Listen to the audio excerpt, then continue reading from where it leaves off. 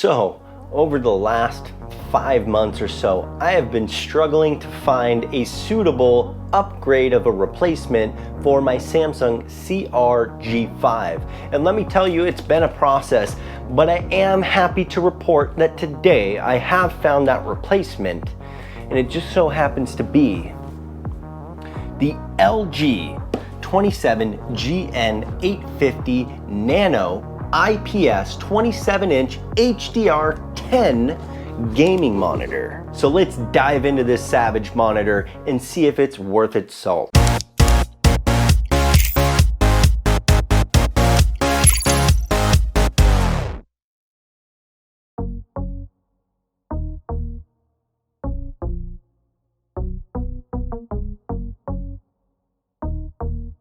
So what's included in the box? What we have, of course, are going to be some accessories up top. We got some cables.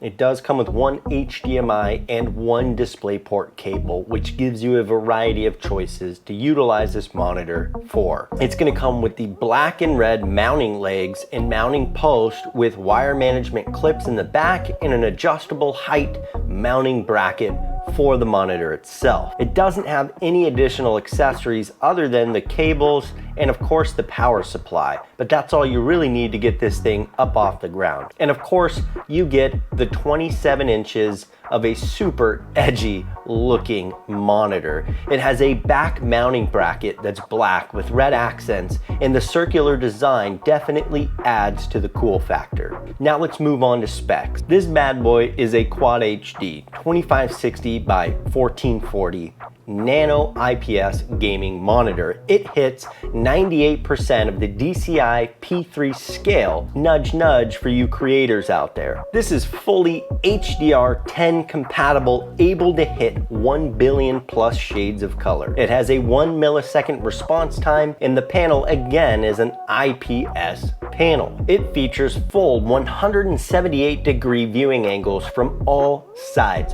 top, bottom, left, right. No matter which angle you're looking at this thing, even if you want to mount it on your ceiling and look from underneath, you're gonna get 178 degrees of full viewing from this guy. Now its contrast ratio, it ranges from 700 to 1 to 1000 to 1, and I imagine that has to do with which preset you're in or what kind of content you're viewing. Noticeable mentions for features would be tilt, full height adjustment, and the pivot. Another honorable mention is definitely going to be the flicker safe capability, which according to LG reduces flicker to nearly zero. Now there's a host of additional specs and features that I could spend a day going over, but what I've mentioned sum up the bulk of what this monitor is. Stick around and we'll do a simple calibration later in the video and talk more about some of the features within.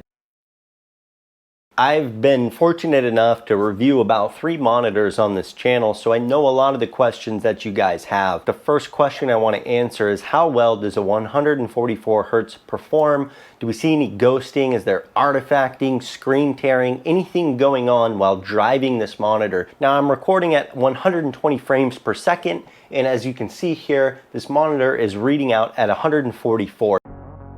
Okay, so on this particular test, this is part of the Blur Busters UFO test, and what I've done is set my pixel response time to fast. What we're seeing is the pixels kind of appear ahead of the UFO before the rest of the image. So what we're seeing is a little bit of overdriving here of the pixels, a little bit of ghosting along the right hand side, and then a little bit of ghosting along the left hand side. Still taking a little bit of time here to catch up to the actual image and the actual frame. Again, what I've done in post is I've slowed this down to 60 FPS. Pixels are being a little overdriven. We're seeing a little ghosting ahead and a little ghosting behind. I wouldn't say it's better than the CRG5 here, but it's solid performance, especially at 1440p. I'm fairly happy, although I think it could be a little bit better. This test is taking our frames per second and inputting that into the display at a variable, right? So we're testing all the way down to about 30 frames per second up to 144 frames per second. What we go ahead and see is that 144 frames is looking fairly good. As those frames lower, I'd say somewhere around 100 frames per second, we're seeing a lot of tearing, glitching, maybe even a little bit of ghosting here. If you're not getting 100 frames per second in your game, I can definitely say this is not going to be a great monitor to game on. All right, so this is a bit of a new test here, and it's showing us the difference between 30 FPS and 144 FPS. On the bottom here, we have 144. We can see it is buttery smooth. We are getting a little bit of ghosting, a little bit of artifacting here on that 144 frames per second, but compared to 30, look at the massive difference. We're seeing glitching all the way across the screen, right to left. It can barely make out characters, and along that 144 frames per second, smoother than butter. I would be happy with this type of performance any day of the week. Okay, so this next one is a bit of frame skipping, and what I went ahead and done is slowed this down to about 15 frames per second, so we can really see how well this is working. The idea here is that I can never see a black tile, gray tile, black tile, gray tile, or white and black and then white. That's frame skipping. That means it's not activating those pixels or interpreting the data properly, and it is missing that data. Now, if I play this at full speed, you don't see any delay here within the pixel change. But if I slow it down, you can see obviously 3 frames at a time that are lit up.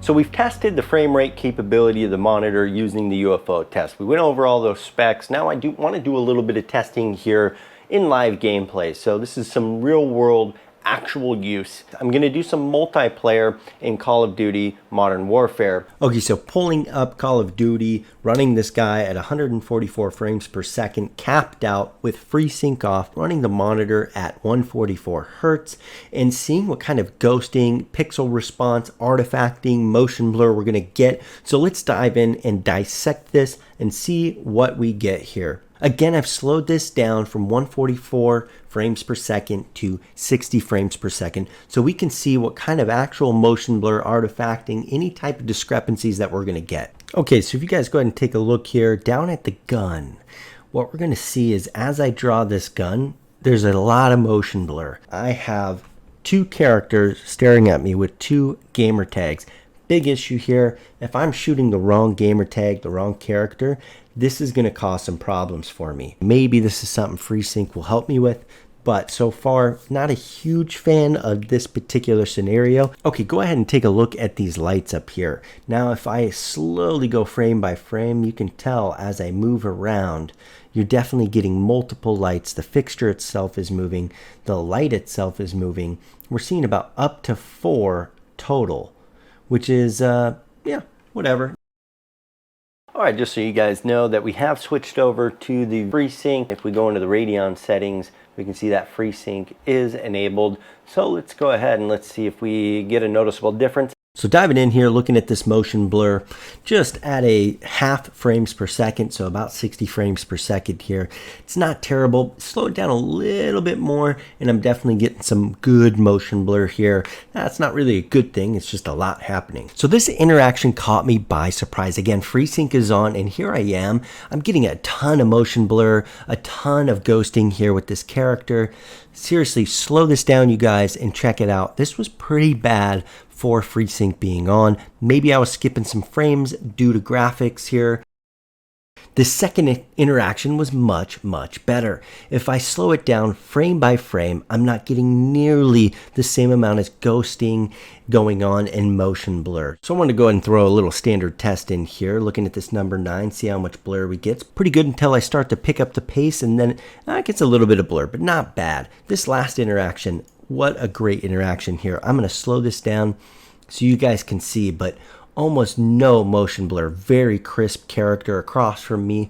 Nothing's going on. I'm not shaking, so obviously it's a little bit better, but that is a prime example of what FreeSync should be doing for you on your monitor. So moving on, we're going to talk a little bit about what makes this monitor so much better than the CRG5. Well, I don't know if it makes it better, but it definitely is an upgrade in my mind. And that's the fact that it's a NanoCell technology from LG. What does that mean? Well, Nano IPS technology is actually referring to not only the fact that it's HDR10 and it produces those billion shades of color, but it's also talking about a black layer being over the pixels themselves. So what does that do for you? So that black layer actually diffuses light and projects the color of the pixels a little bit closer to the screen, which really does two things. It gives you a more accurate DCI-P3 color representation, so there's less light bleed and overlap of actual color, and then it actually gives you deeper blacks / wider viewing angles because it's projecting that color closer to the actual display. Now, how does that tie into HDR10? It really doesn't. The panel itself is a 10-bit panel, so it's able to produce those colors. The NanoCell technology is similar to what you might find with QLED. It's their own technology that gives it more accuracy in color. So to test this out, what we're going to do is run the Passmark monitor test. Now, it has a number of HDR sources, and believe me, we're going to go over some HDR titles and HDR movies later on to see how well this thing performs in real life. This HDR test here is not the best. We want to be able to see all these colors right here, and this is the smaller color gamut, right? So SDR gradient, HDR gradient, 0 to 9. We should be able to see all those gradients. So if I change this over to an HDR mode, do we get the gradient that we want? Are we getting the full scale of color? It looks like we're getting a good scale of color here, but it did dim the display a little bit. Maybe this is where the 700:1 contrast ratio comes in. When you're in HDR, it probably takes that brightness and tones it down. See a little bit of blooming through here along the right hand side. We don't get that same effect with green, probably because this is a bit of a brighter green. Solid white, again, we're getting that kind of blooming around the screen here. Here we can see this escalation of black to red. It's doing a fairly decent job, and I apologize you guys for the light bleed, but I'm not seeing as much blooming here as I would expect. This is a tough one, and I feel like it's doing a good job. The grayscale here is pretty good right in the middle. The black along the left hand side is a nice good black. It's not as dark as I'd like it to be over here. Again, on your screen you might be seeing this a little bit differently. And this again is going to speak to contrast ratio. I feel like we're doing a really good job. The black is gray. That's just going to happen. These NanoCell do a good job of getting black levels, but they're never going to be perfect. Look at that palette. I would have to say my custom calibration is probably better than what the presets are.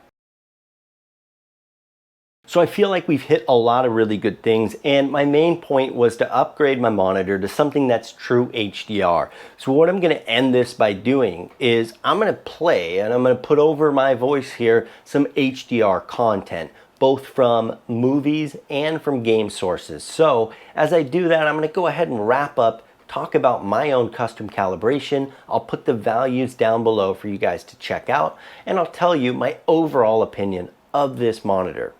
So when doing your own custom calibration, you want to find a game that suits you or multiple games that suit what you like to play.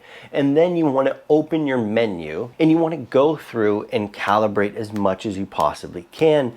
Now, where I start is I start with contrast. I don't start with brightness. I first set my contrast to 100%. I find something that has a very high contrast, like a black next to a white, a very dark image and something very bright in it. And I start to bring that contrast level down until those two mesh really well together and you're getting very good detail. Then I move on to something like brightness, and I adjust that brightness so it's not glaring in my face but still gives me a lot of detail. I want to pull out that detail from the bright and dark areas. Again, I do not want to crush those blacks or overdrive the whites or the brights. Then I can go through and do things like black stabilizer, image sharpness, whether I want it to be cool or warm, some sort of feeling or overlay over the screen. Tip, I typically do a warm, which is more natural to what we see in person. Not really a cool setting, but it depends on your room. If you have a lot of yellow lighting, maybe a cooler tone would help and look better on your eyes. If you have a more fluorescent room, probably something that's warm is going to look better for you. And then I can start to mess with my sRGB settings and so on and so forth and dive in dial it in the way I want for the game that I play.